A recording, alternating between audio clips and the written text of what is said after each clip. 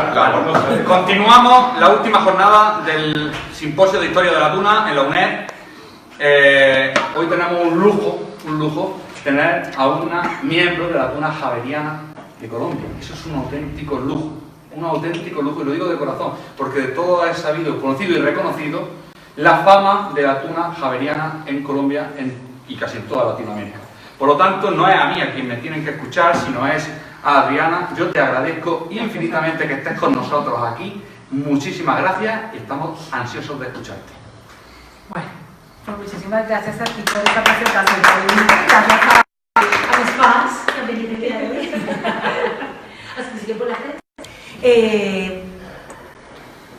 Espero poder aportar un pedacito pequeñito. La verdad, son más el producto como de ir compaginando las cosas que he ido aprendiendo de mis maestros y mi propia visión mediada por mi formación profesional.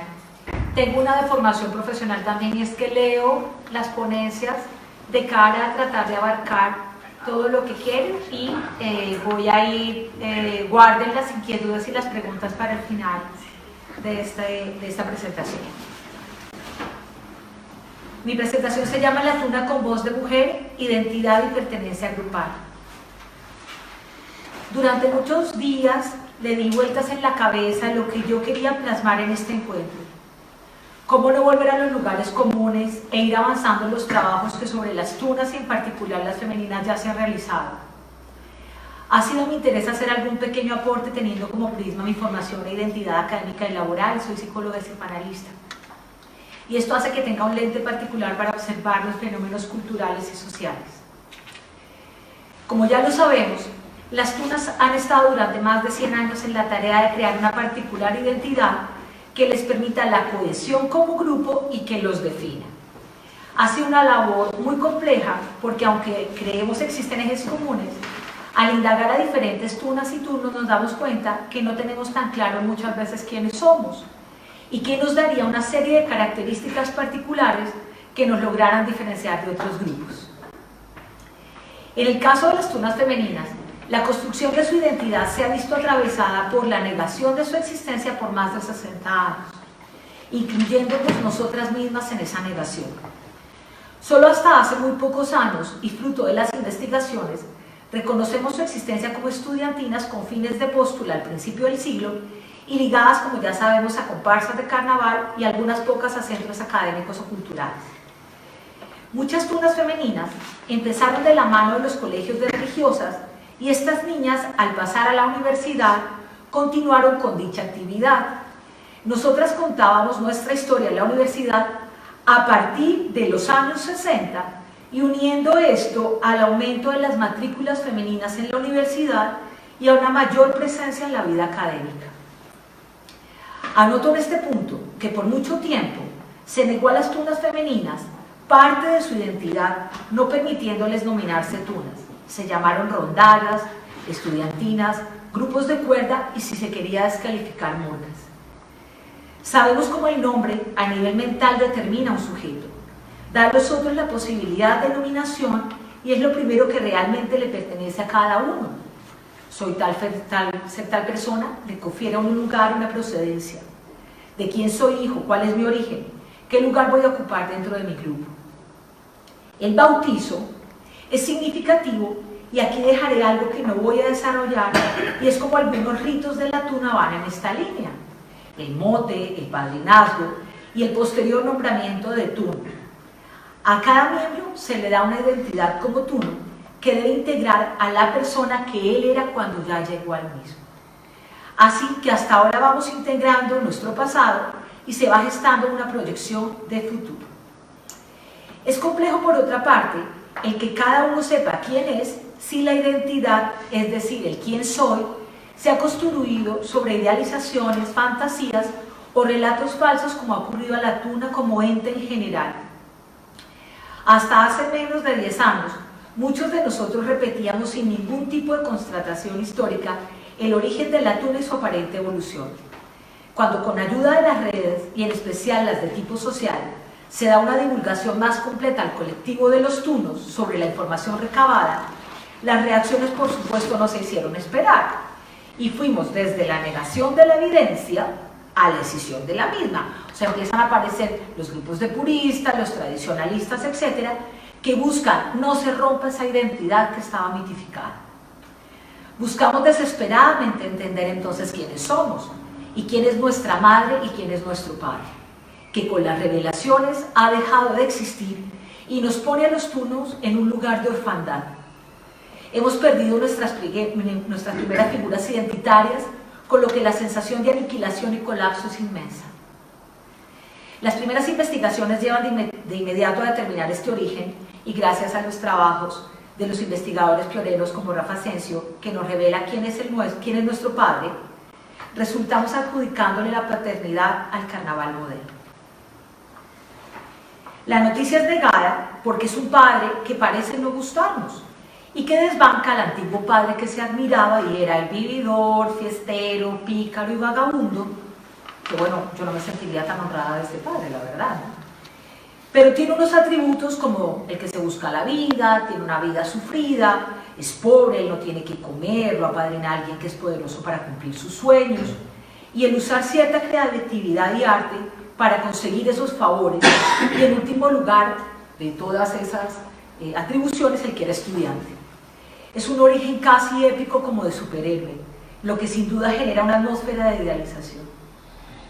Además, el de que es muy viejo, ya que se atribuye una edad de más de 400 años, desde la Edad Media, lo que le concede un lugar de sapiencia y experiencia. Frente a este padre idealizado, el padre carnaval moderno se caracteriza por aparecer una vez al año, romper con el orden normativo transcrito a lo largo del mismo, permite el intercambio de roles e identidad, incluso las de género, y es un padre que permite todo, incluyendo algo de descontrol o bastante descontrol. Ahora entienden por qué no nos gusta tanto este origen, aunque nos seduce por ser como ese padre que trae la alegría y la fiesta, pero luego es un padre que se va. Es un padre anhelado, pero no es un padre deseado. Y la maternidad, después de muchos debates, se adjudica a la universidad o entidades escolares. Esta ha sido una madre a la que en Europa se ha valorado, pero en América Latina no se reconoce totalmente, ya que nacen tunas de cualquier institución no escolar, es decir, de otras muchas madres. Se puede ser tuna de parroquia, ciudad, municipalidad o empresa. Es una madre a la que también se le da una antigüedad y en nuestras fantasías de infantes pensamos que ella nos tuvo desde que surgió, con lo que nos atribuimos, entre el surgimiento de la universidad y la aparición de estos primeros escolares, la idea de una existencia de muy larga data. Qué omnipotentes y qué absurdos pensar que nuestra valía está dada solo por el número de años de existencia. Todo esto fue vivido como una gran herida de nuestro narcisismo y pensar que teníamos un poco más de un siglo de existencia nos confrontó.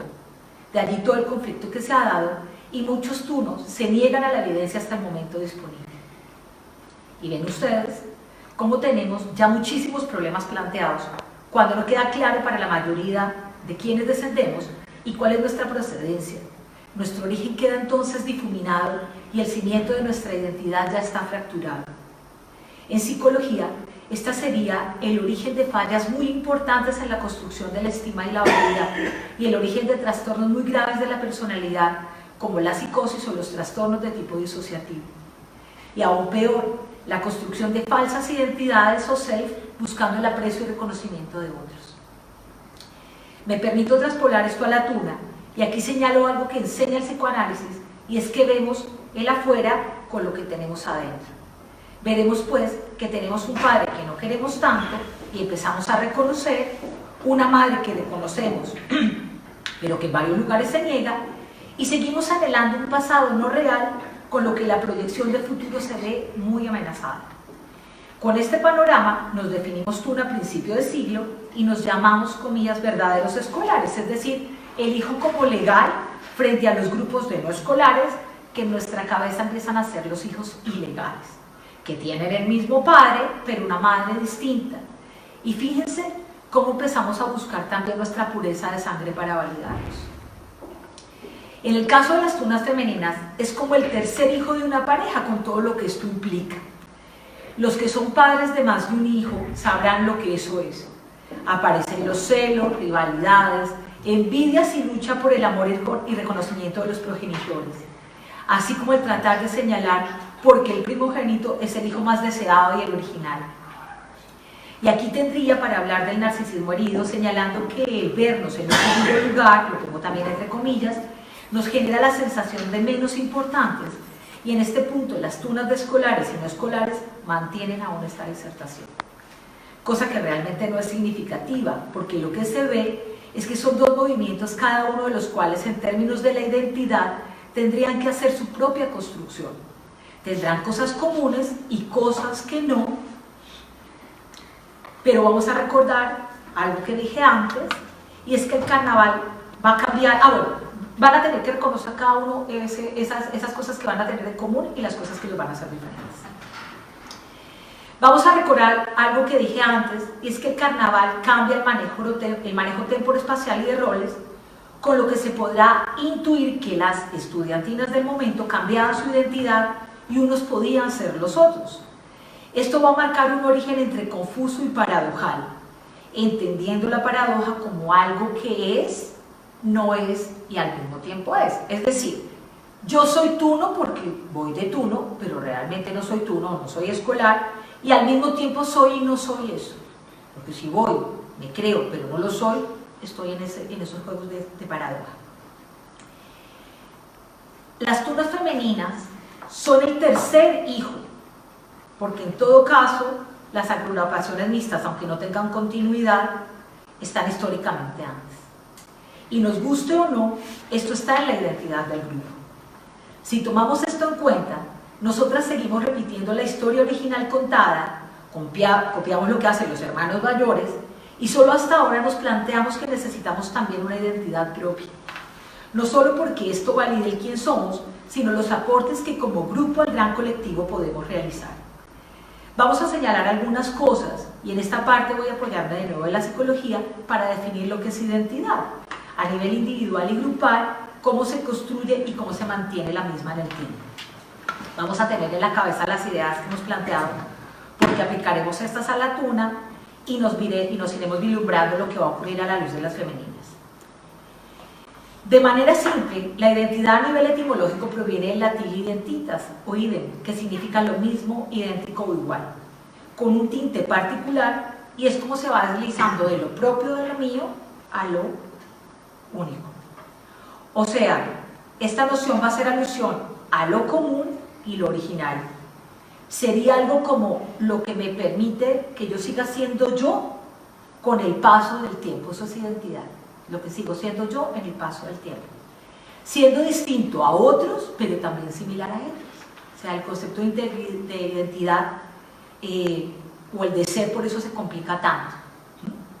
Yo soy Adriana y sé que soy Adriana porque algo de mí se conserva a lo largo de mi historia, pero es una identidad que permanente va cambiando, y es tarea del sujeto ir integrando esas identidades.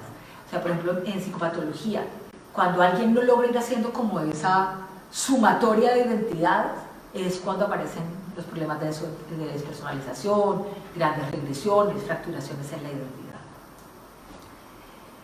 Como ya lo dije, se construye lentamente, es una secuencia temporal, donde los primeros años son determinantes, como los procesos más importantes de la vida, y será cambiante conforme se vayan sucediendo los hechos de las mismas, con lo que nunca se va a terminar esa construcción. Será un logro ir encajando las vivencias y las situaciones e ir cohesionando las mismas a lo ya formado. Es como un gran Lego de piezas que se suceden, se unen y se van a acoplar. Engranajes que no siempre son satisfactorios ni auténticos, de allí que se necesite permanentemente estar revisando esa construcción, ¿no? Fíjense que si uno tuviera un Lego aquí desplegado sobre la mesa, uno tiene una idea en la cabeza de cómo le gustaría construirlo y empieza a armarlo, pero hay piezas que terminas metiendo cómo puedes ir encajando. Terapias como lo analítico, por ejemplo, lo que van a hacer es ayudarte a revisar esa construcción, ¿no? ¿Cómo lo has hecho? ¿Cómo has ido armando esa identidad? ¿Qué piezas te gustaría quitar? Sin que el quitar esas piezas rompan toda la estructura. Van a intervenir en esta estructuración factores de tipo individual, sociales y culturales, en que dicha individualidad se desarrolla y se suman en el contexto ya muy de lo macrosocial. Si se fijan, hay una gran parte que se construye en el contacto con el exterior y que dará por lo tanto infinitos matices. El ser humano es un animal, bueno, a mí me encanta pensar siempre la identidad como en las matriuscas, las muñecas esas rusas, en que si tú ves desde la más pequeñita a la más grande, reconoces en todas que es la misma muñeca, pero como que van cambiando simplemente el tamaño. Entonces yo creo que parte de nuestro trabajo de la identidad es un poco eso, como ir encajando nuestros yo's anteriores hasta la construcción de un yo posterior.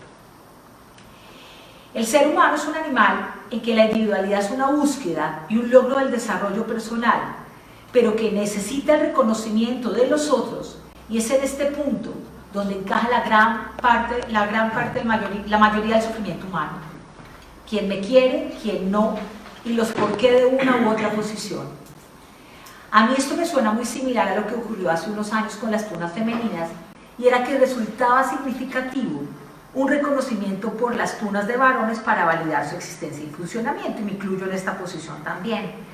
Tanto que mis primeros estudios iban en esta línea y porque merecíamos un lugar dentro del colectivo. Yo hago una gran defensa del papel de la mujer en la universidad y su aparición posterior en las tunas como resultado del acceso a la educación. Hoy, por supuesto, no voy en esta línea y el movimiento de femeninas como tal no busca este reconocimiento. El lugar se logró al acceder a la universidad. Se existe y ya está, no merece una mayor discusión. Aunque algunas tunas de varones aún creen que esto es necesario, con lo que se sigue pensando que te reconozco es como si te permitiera existir. Una realidad que está completamente distorsionada y que suena a la gran pataleta de un bebé destronado por sus hermanos. Así que podemos señalar que la formación de la identidad comienza donde termina la utilidad de la identificación. Aquí hay dos conceptos que vamos a tener en la cabeza, y es: a nivel del desarrollo individual de la mente, uno necesita primero identificarse con sus figuras cercanas, ¿no? ¿Quién es mi papá? ¿Quién es mi mamá? Un poco cómo son, para yo poder posteriormente hacer mi trabajo de quién soy yo. Pero uno primero es a través de otro. Por eso un bebé no puede existir sin sus padres, es a través de ellos.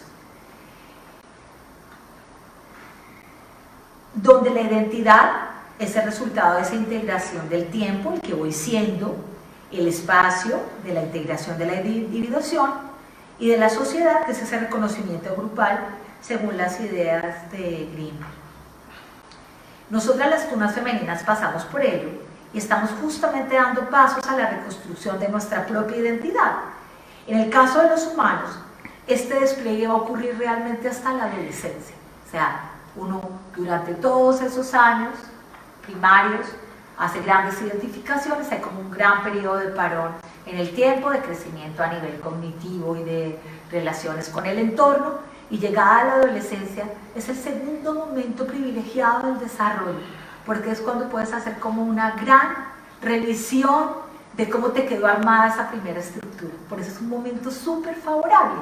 Entonces, la identidad de ese momento, en los que tienen hijos adolescentes, y lo sabrás tú, Chencho, es de tipo adhesivo. Es decir, yo me voy a pegar a otros, por eso el grupo cobra tanto sentido, ¿no? Me pego y me parezco a otros para luego yo poder ser algo. Es decir, una parte de la similitud tiene que ver con la apariencia, parecer para ser.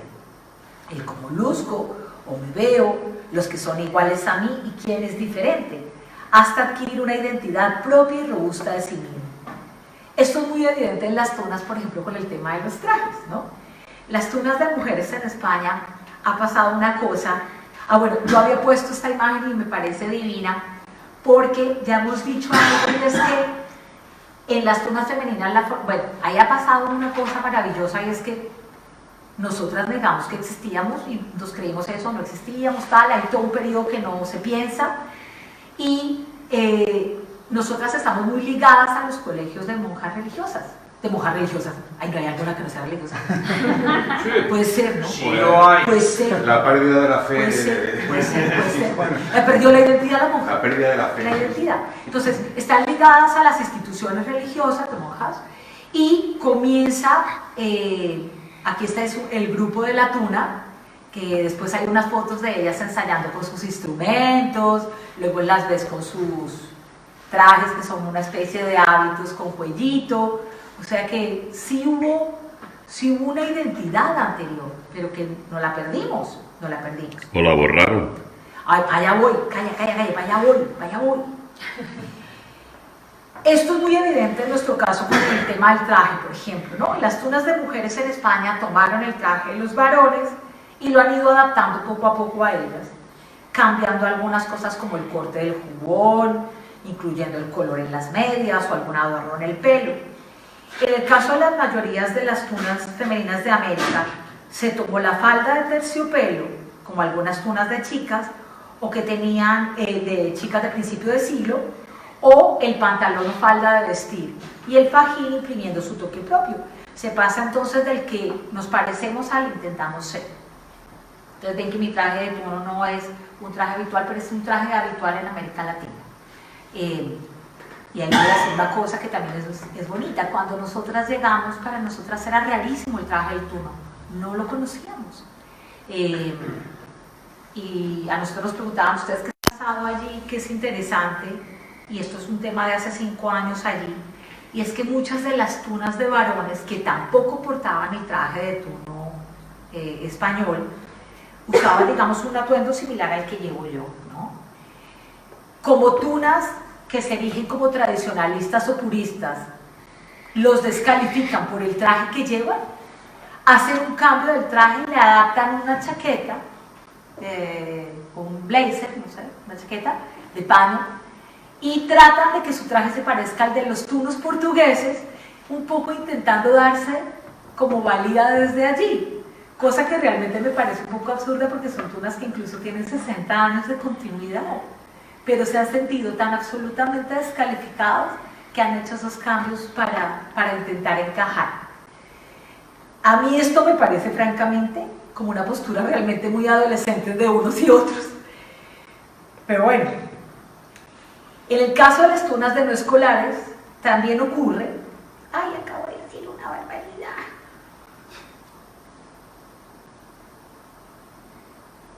Y en este momento ustedes ahí se entretienen. Si no te preocupes, te esperamos perfectamente. Pero claro. En el caso de las tunas de no escolares, también se recurre a esta identidad, pero con un problema adicional, y es que se desconocen los significados que la tuna encierra, es decir, todo lo que podríamos denominar, comillas de nuevo, la mística, que no es otra cosa que sus prácticas, creencias y valores. En nuestro caso, este término está alejado del término original que trae connotaciones religiosas muy importantes, pero se conserva el aire de que conseguir ser tuno es una tarea compleja y requiere de una serie de pasos y de pruebas para lograrlo. La imagen del místico que tenía que lograr una cantidad de pasos para poder conseguir la gloria divina, acercarse a lo divino. Y parte de ese trabajo de ir consiguiendo como logros en pasos va a imprimir un carácter en esa identidad del tuno. Es muy importante, y digamos que en este momento muchos de nosotros compartimos que todo ese carácter iniciático de ir alcanzando cosas por etapas, por fases o por momentos va a dar un sello muy importante en la identidad del tuno escolar. Muchos tunas señalan este logro en sus nombramientos, mencionando por ejemplo el ser tuno como un camino anhelado y alcanzado con mucho esfuerzo. En el caso de las tunas comerciales o no escolares, en muchas de ellas esto no existe y no está en su identidad.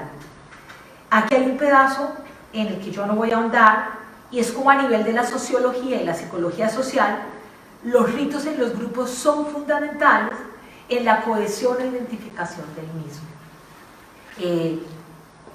Yo recuerdo, por ejemplo, y ahí nos ha pasado una cosa a propósito de las cuarentunas y de las tunas de antiguos tunos, y es que cuando no hemos podido transmitir a las tunas más nuevas parte de esta esencia, mucha de ella también se ha perdido o ha cambiado. Y ahí voy a una anécdota personal, y es, yo recuerdo los nombramientos o los bautizos de tuno de mi época, yo soy de los años 90, y era una cosa muy especial que el grupo hacía, donde había incluso un poco de secretismo, que eso le daba un aire chulo, y me he encontrado con nombramientos en escenario donde le tiran casi la tuna, me pasó, no voy a nombrar la tuna porque es una tuna que aprecio muchísimo, pero que el nombramiento a su turno es tirándole prácticamente la tuna de un lado del escenario al otro. La beca. La beca, perdóname. Le tiran la beca de un lado, de un lado a otro del escenario. Toda la gente que está en el público no entiende muy bien qué está pasando, piensan que es un poco de WhatsApp que se está dando allí, y en cierto momento toda la tuna se tira encima de este personaje a felicitarlo. La gente no sabía qué estaba pasando. Nosotros que estábamos entre el público éramos como contándole a la gente, es que le han dado, ahora ya es turno, es que antes estaba en una fase de pardillo, de novato, talará, pero la gente no sabía qué estaba ocurriendo. Entonces nosotros creemos que parte de nuestro trabajo como turnos antiguos también es ir contándole a los chiquitos, a los que llegan, un poco cómo es esto. Alguien habló de las rondas, no tienen por qué saberlo. Yo aprendí a hacer un pasacalle aquí, en España no sabía cómo se hacía. Y fue importante que nos lo enseñaran los que en ese momento se eligieron como padrinos. No sabíamos. Hagan un pasacalle, esto que viene siendo, y una ronda de los padrinos, ni idea. Entonces sí es importante ir transmitiendo todo esto.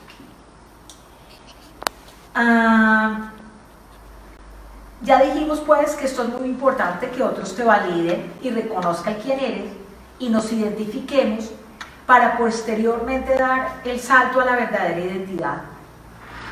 Y de nuevo el desarrollo evolutivo humano puede compararse con la tuna. La tuna es como un adolescente. Para mí estamos en ese momento identitario. Si lo pensamos, es común que durante la adolescencia se manifiesten intensas confusiones en relación con este tema. Esto se debe a que el joven está atravesando momentos de cambio muy significativos en cuanto a los aspectos más básicos e importantes de su vida, que son su cuerpo, las relaciones con sus padres y el rol de ser niño. La tuna va a tener que afrontar este desafío y deberá consolidar su cuerpo, entendido este como el conjunto de personas que ejercen la misma actividad y forman una unidad, reconocer la relación con sus padres de origen y romper con la omnipotencia, supremacía y dependencia que serían las características del ser niño. Otro de los factores para construir la identidad tiene que ver con las diferencias y la individuación, en donde se va a vincular ese cuerpo y en nuestro caso lo que tiene que ver también con el género del mismo. Desconocer la diversidad sería un verdadero error y perpetuar el modelo de lo distinto como debilidad o inadecuación empobrece en nuestro caso la institución y da lugar a que este conflicto permita que otros grupos vayan tomando mucha fuerza. Vamos a imaginar dos hermanos peleando por la herencia, lo que tengo, lo que soy, y llega un hijo al que consideramos ilegítimo y toma partido de esto. Es decir, si nosotros seguimos entre nosotros como hijos, como hermanos, peleando, estamos dando paso para que todo lo que viene de fuera se lleve esa herencia, que en este caso sería esa herencia cultural y relacional. Por tanto, para mí esto es un conflicto obsoleto y que solo va en detrimento de lo que ya tan golpeada y vituperada tuvo. Si vamos a la naturaleza, agregarnos o ser gregarios es un recurso de supervivencia supremamente importante. Y si seguimos tirando piedras a nuestro propio tejado, solo conseguiremos nuestra propia destrucción. Es importante reconocer nuestras similitudes, como el que somos hijos de los mismos padres, nacidos en diferentes momentos, y que en el caso de las tunas femeninas, estas están reconocidas por la universidad completamente desde el siglo pasado. Será importante respetarnos y aprender de nuestra diversidad cultural y social y de género.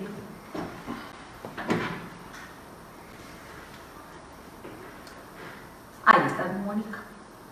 Traje colores porque me parecía muy interesante que se viera esta gran diversidad, cómo unos y otros están juntos, pasándoselo bien.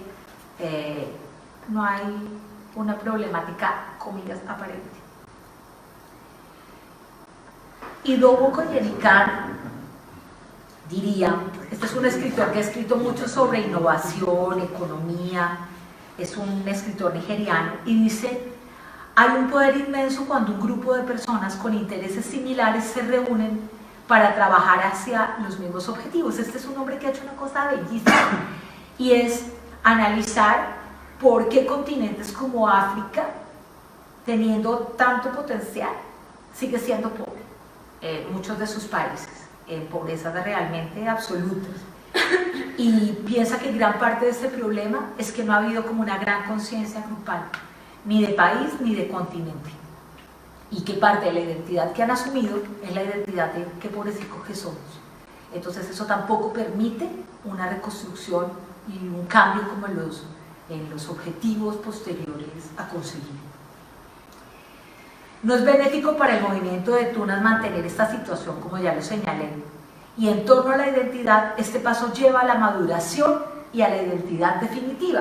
O sea, si nosotros queremos dejar de ser una institución adolescencial, con todo el respeto que me profesan los adolescentes, y como dije antes, momento significativo de cambio, pero queremos que se consolide como una institución madura y con una identidad un poco más clara, tenemos todavía que hacer muchas cosas. Definirme prioritariamente desde la contraposición a otro es limitar mis posibilidades, porque es la identidad del otro la que va a marcar también mis líneas de avance. Si rechazo y me defino desde el rechazo, me empobrezco y limito mucho lo que yo podría hacer. Es necesario entonces una verdadera cohesión, es decir, aunar fuerzas, generar sensación de pertenencia. Para mantener la tuna, va a ser esto significativo, sino su costo va a ser la desaparición y el predominio de las tunas de tipo no escolar. Que no pasa nada si predominan, pero que digamos nosotros sabemos que nuestro fin podría ser este. Surge entonces algo muy interesante en este punto y es el de la identidad grupal, la cual se definiría como ese conjunto de creencias compartidas que forman la base del reconocimiento como miembro del grupo y que tienen consecuencias respecto a las creencias individuales, así como a la actitud, los valores y los comportamientos, según lo expone Domínguez Bilbao en el 2001. La identidad grupal va a evidenciar la participación interactiva del grupo y todas las relaciones que entre ellos se suceden. Los miembros del grupo no es necesario tengan los mismos rasgos, y esto es en realidad un sesgo del pensamiento, porque por ejemplo decir que todos los tunos son alegres, eso no es real. Pero sí debería existir una unidad de conjunto y que se tengan particularidades que permitan diferenciarlas de otras agrupaciones. Por ejemplo, todos los tunos pasan por una fase de formación. Cuando hace unos 2 o 3 años quisimos desde Tunamundi dar una definición al grupo, justamente pensando en lo que nos hacía tunos, fue muy difícil determinar esa identidad grupal. Fue, verdad, una tarea durísima, porque no existía ningún criterio claro entre nosotros. Y de nuevo tenemos un problema Houston, porque si seguimos sumando situaciones, fíjense ya las que llevamos. No reconocer de dónde venimos, ni quiénes somos. Esto sería una identidad en formación, y como ya lo dije, seríamos muy adolescentes. Y esto va a dificultar el para dónde vamos. La identidad grupal va muy relacionada con el estima y cómo se percibe esa valía del grupo. En nuestro caso estamos pasando por un momento muy difícil, donde el tuno a nivel social se identifica con ideologías políticas o modelos de comportamiento de poco estima social. Y aquí tenemos una tarea, y es mostrar quién es el tuno del siglo XXI. Y nosotros sentirnos orgullosos de dicho sello. Sin este hecho, pues no hay posibilidad de perpetuación y reafirmación. Ayer hablábamos con Fernando una cosa, y es que incluso dentro de nosotros mismos hay momentos en que ser tuno se nos complica. Si yo, Adriana, salgo vestida de tuno a la mitad de la plaza Santo Domingo, es un poco complicado, me voy a encontrar con todos mis pacientes. Y no me preocuparía hacerlo, pero la carga social que aún sigo teniendo por cómo soy reconocida hace que a veces eche un paso atrás con el dolor que esto a mí me produce, ¿sí? Porque yo de verdad, si hay una cosa que porto con orgullo, y lo digo de verdad de corazón, porque siento que ha sido parte grande de la formación de mi identidad, es el ser tuna. El haber sido no, el ser tuna. Es también tarea modificar ciertos carteles identitarios que solo han llevado al detrimento de la imagen de la tuna y de los tunos. Así pues, la tuna es de escolares, hombres o mujeres. Guarda su historia, que define muchas de sus actuaciones.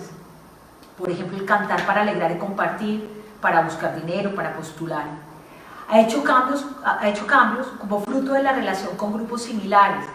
Por ejemplo, en los repertorios musicales, donde se ha enriquecido con los aires de diferentes países, donde la tuna se ha diversificado con funcionamientos nuevos como por ejemplo los bailes coreográficos en tarima de bandera, bandereta o capa.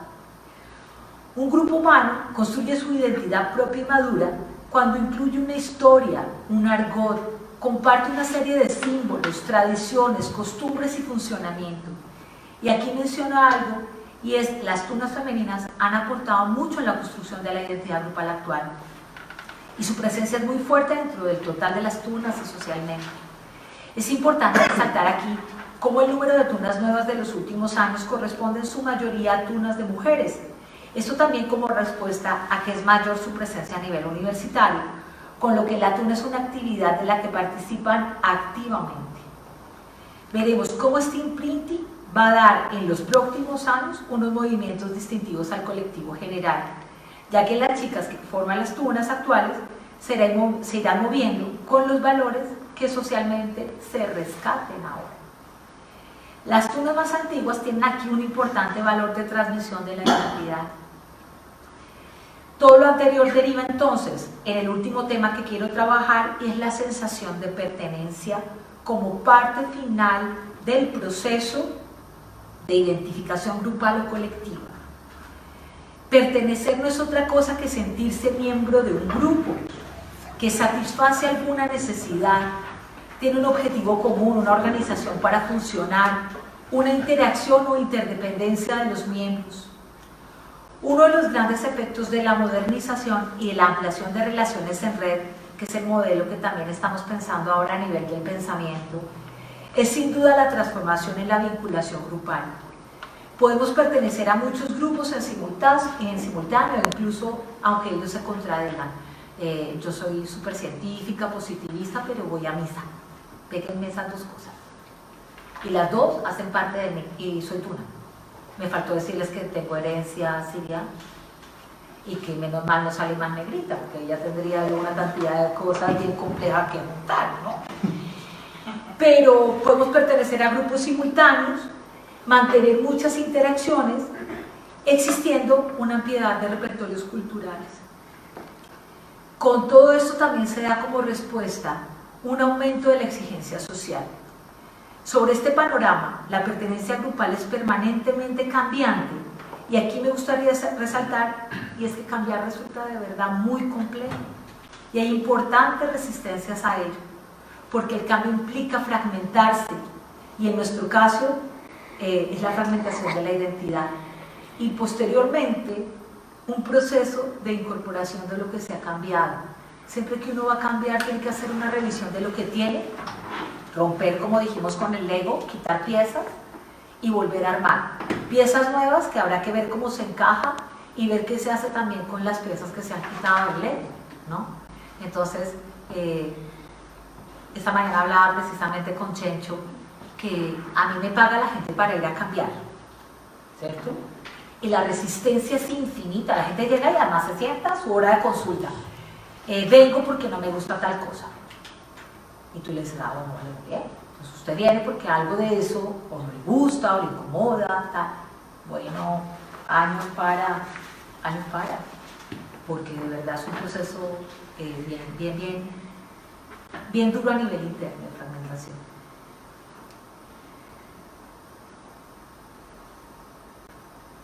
Y aquí se me ha vuelto a saltar la tabla. En el caso de las tunas, cada grupo se ha ido forjando y ha intentado mantener unos parámetros comunes, pero de nuevo se hace necesario que se conozca históricamente el desarrollo del movimiento para que en los aportes individuales no se pierda la visión grupal, macro del grupo total. O sea, a mí me parece maravilloso que cada quien pueda imprimir cosas, porque eso va a hacer que crezcamos y que la identidad sea rica, sea creativa, sea móvil, sea plástica, pero cuando se cambia tanto, entonces dejamos de ser. Y ahí también, ayer decía Perchas que cada uno haga lo que quiera. No, cada uno no hace lo que quiere. Es decir, en el momento en el que yo, voy a decir, soy coronel del ejército y a mí me parece que decido que todos vayamos vestidos de falda, por ejemplo, pues tendré que hacer una acomodación, eso tendrá que ir guiado por una serie de parámetros, pero yo no puedo ir imponiendo cosas sin tener en cuenta el colectivo, porque nos perderíamos en esa identidad grupal. Entonces, tendremos que conservar unos mínimos para que no haya una desintegración. Ustedes imagínense, si yo fuera la tuna y yo decido hacer un cambio radical sobre mí misma. Mañana les llego rubia, de ojos azules, donde mi traje resulta que va a ser una plataforma de 3 metros, unos zapatos, con un vestido de lentejuelas. Yo les digo, yo soy una... bueno, voy a poner como si fuera una figura de carnaval, les digo, yo soy una tuna, ustedes no me reconocerían. Habría algo de mí que ustedes no verían. Yo les podría decir, pero sigo siendo Adriana, con la que estuvieron ayer en este simposio, y habría una parte de ustedes de extrañeza frente a ese reconocimiento. Ahí ustedes entienden, por ejemplo, cuando un niño nace con algún defecto físico, para el grupo es muy difícil ajustarlo porque es como si no lo pudieran encajar. Y también se van a dar cuenta de una cosa divina: cuando ustedes van a visitar a un bebé, casi todas las personas el señalamiento que hacen es: ¡ay, se parece a la abuela! ¡Ay, se parece a la madre! Porque necesita piezas que logren encajarlos y que puedan hacer parte de esa colectividad de la que van a integrar. Muchos tunos nos escriben a lo largo del mes, no voy a decir una centena, pero varios escriben, preguntando cómo se debería hacer alguna cosa, y siempre respondemos cómo el hecho se ha ido construyendo históricamente y cómo se ha divulgado o mantenido por las tunas rectoras, en este caso las tunas españolas, que esto tampoco lo podemos olvidar. O sea, negar la procedencia es, de nuevo, negar a los padres. O sea, empezar a pensar, no, la tuna nació aquí en Colombia, pues mira, hay un origen de nacimiento allí, in situ, pero hay una historia previa que contar. Les invitamos a que revisen eso, pero que también de manera autónoma se pronuncien ante ese hecho. O sea, para nosotros ha sido como bien complicado no ser un ente rector, porque la gente te busca un poco como en ese papel, ¿no? Sean jueces, determinen, digan quiénes sí, quiénes no. Y es bastante delicado porque de verdad que nosotros hay una parte donde no somos objetivos, porque estamos incluidos dentro del material de estudio, ¿no? Y tenemos pasiones y sentimientos propios al respecto. Y poder tomar esa objetividad como de pensar desde afuera, casi que como ser como un yo auxiliar o paralelo, es complicado. Entonces hemos optado un poco como, mira, esto es lo que hay. Con este panorama y con este escenario, tú mira, sin perderte mucho, que es autónomo, que hace parte de ti mismo en este continuo. Aquí un ejemplo muy chiquitito es, por ejemplo, nos preguntan sobre los rangos que debe haber en una tuna. ¿Cuántas fases debería pasar un pardillo para llegar a su momento de ser tuno? Un novato para llegar a su momento de ser tuno. Hay tunas que tienen entre 5 y 6 momentos de formación, pero hay tunas que simplemente están la fase de novatazgo y el ser tuno.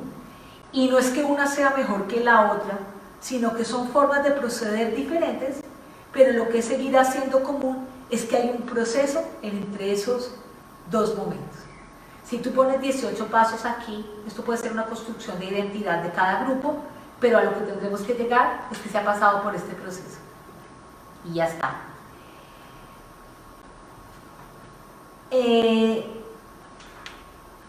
Recordaremos que esto de la sensación de pertenencia es subjetivo, y algunos tunos, que en teoría son, no llegan a sentirse como tal, y esto hace que también posteriormente la negación de la tuna sea más fácil. Si yo nunca realmente incorporé esa vivencia como parte de mí, el negarla será muy fácil. Es como tener eso, la pieza de Lego al lado, sé que es mía, pero nunca supe muy bien dónde ponerla, entonces desecharla es facilísimo. Esto es un tema de otra ponencia, pero aquí también se ve como una alta sensación de pertenencia llevaría a que fuera difícil la ruptura con el grupo. Nosotros como tunos antiguos, me queda media paginita, tranquilos.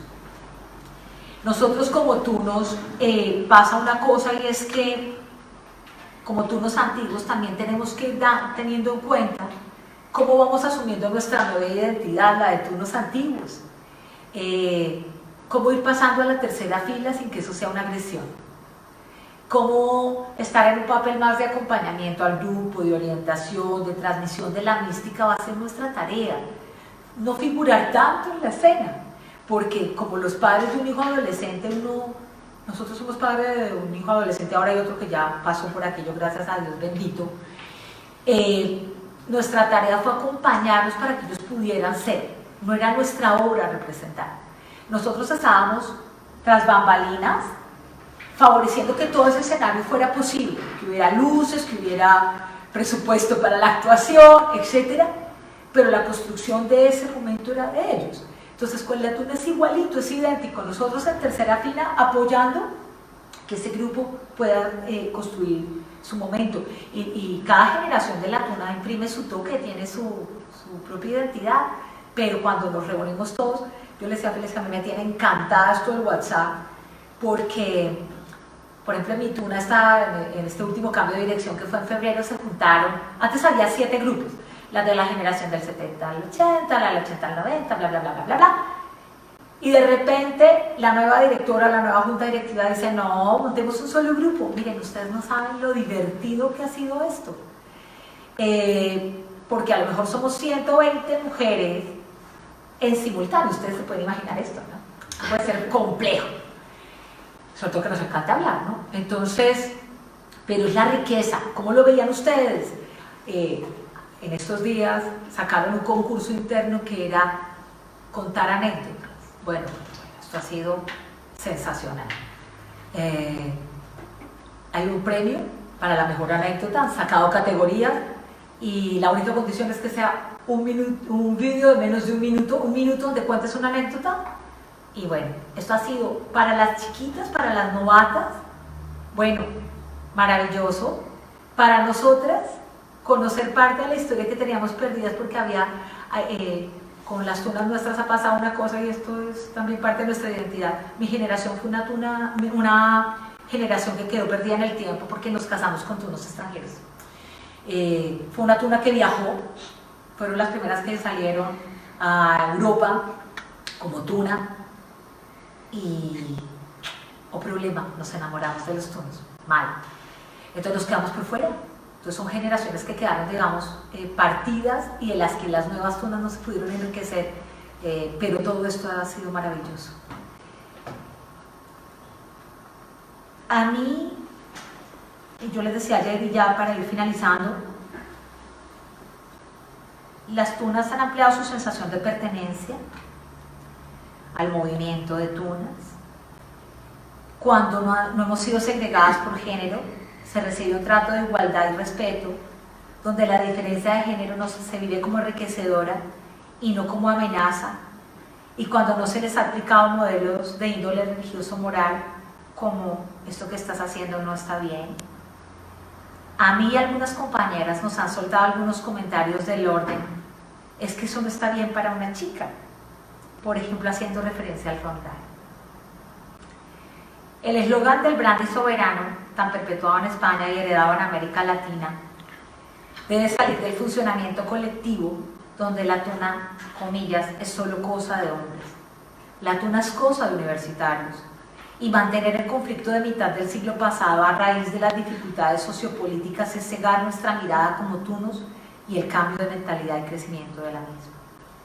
Evidentemente lo anterior es algo simplista porque no contiene el sentir de todo el grupo. Es una creencia con una importante carga afectiva y no sobra decirlo discriminatoria, pero que ha trascendido el colectivo social y que en la actualidad viene en detrimento del grupo total. Los roles y actitudes, comportamientos seguirán marcando nuestra identidad como agrupación y urge irnos poniendo de acuerdo con esto. No es ponerle cercos al campo, pero necesitamos un campo, porque no definir es validarlo todo y eso diluye la identidad. Algo parecido a lo que ocurre en los estados psicóticos, ya lo dije. Muchos amigos se sentirán lastimados en dicho proceso y decirle a otro que es diferente o que no eres como yo no es un motivo de agresión, es diferenciación simplemente, e integración, posibilidad de integrar lo que yo sí soy. lo que soy. La tuna de escolares, y por supuesto dentro de estas las mixtas y femeninas y las no escolares, han permanecido juntas e incluso se necesitan. Recordemos que parte de la identidad se establece en la rivalidad también. ¿Quién es el enemigo común? ¿Quién no soy? Para estar buscando enemigos dentro de nosotros al interior de los turnos escolares.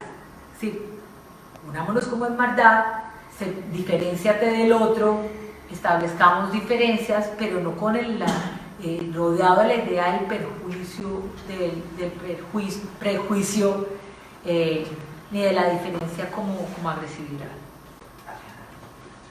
Me queda medio minuto. Los invito para finalizar a un último ejercicio, y es que cada uno de ustedes intente definir qué es tuno y qué es la tuna. Si le interesa ampliar el ejercicio, plantéese sus valores, sus creencias, habilidades y apariencia, y de allí sabremos qué tan clara y qué tan fuerte es nuestra identidad. Muchísimas gracias.